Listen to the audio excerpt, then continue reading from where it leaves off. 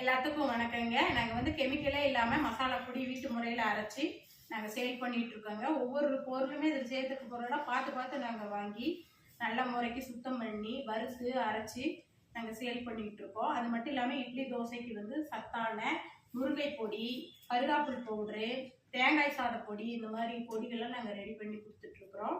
இது உடம்புக்கு ரொம்ப நல்லது. அது மட்டும் இல்லாமல் முருங்கை இலையில வந்து சூப் பவுடர், இது வந்து டெய்லியுமே வந்து ஒரு அரை ஸ்பூன் 1/4 ஸ்பூன் வந்து சுடுதண்ணியில் ஆற்றி எல்லாருமே குடிக்கலாம். உடம்புக்கு ரொம்ப நல்லது. இந்த மாதிரி ஒவ்வொன்றுமே சத்தான பொருள்களும் உடம்புக்கு ஆரோக்கியமான பொருள்களும் நாங்கள் சேர்த்து சேல் பண்ணிட்டு இருக்கோம்.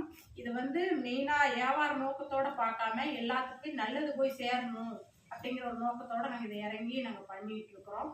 அது மட்டும் இல்லாமல் எள்ளு பொடியிலே 2 வெரைட்டி பண்ணியிருக்கிறோம்.